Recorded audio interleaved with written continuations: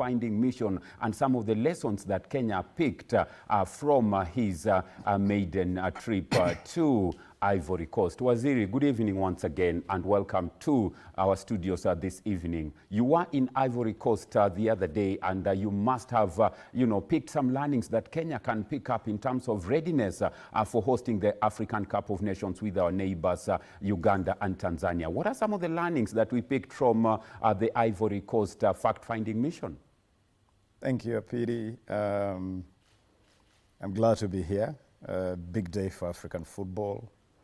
It's been an incredible exhibition of the very best of African football, and I have no doubt that this particular AFCON has raised the standards of African football very impressively.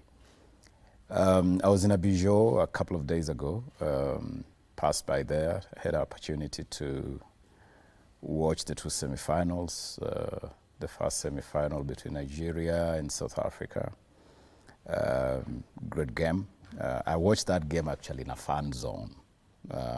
It was being played in Boake, which is like 400 kilometers out of Ababu. So I joined the mayor of Ababu, which is a neighborhood very similar to, you could say similar to our Kibra or Kawangware. Really a hustler's neighborhood. I had an amazing time there with thousands of people gathered in the fan zone to watch the game. And after that, I drove to the Olympic Alassane Ouattara Stadium.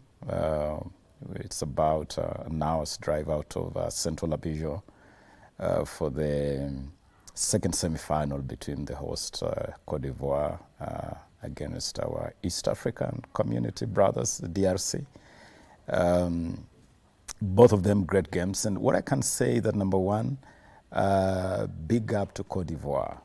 Congratulations, really. They have done an incredible job. They've been fantastic hosts.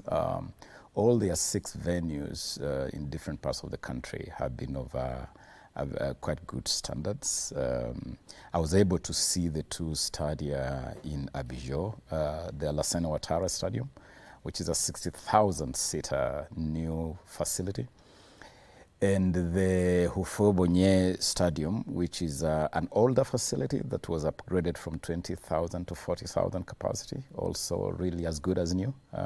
Great investment there. And so Cote d'Ivoire obviously invested heavily, and you can see this. You can see the investment in the quality of the stadium. You can see the investment in infrastructure. They've expanded roads, they've improved communication, improved security, done touch-ups to the airport. And so overall, a great way of preparing and hosting this important event.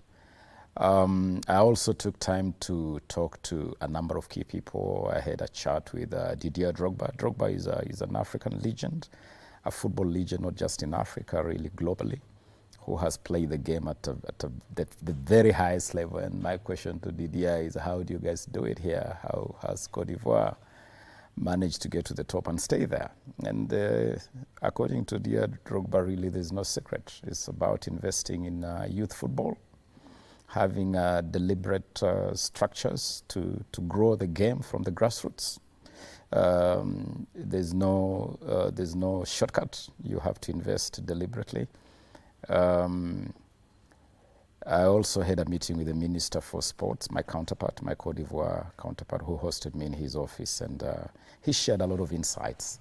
And we agreed that we're going to be sharing a lot of insight moving forward as we prepare to host this important tournament in 2027. So overall, good fact-finding mission for me. I would have loved to be watching the final live, but I had to rush back really also because, as you know, we've been hosting the Magical Kenya Ladies Open, which is part of the Ladies European Tour in the golf circuit, a very, very important event, which we just finished this evening. I had to run here actually at a breakneck speed after closing the LET in Vipingo to make it here on time. But I'm glad to be here, and really great to be witnessing this. Thank you.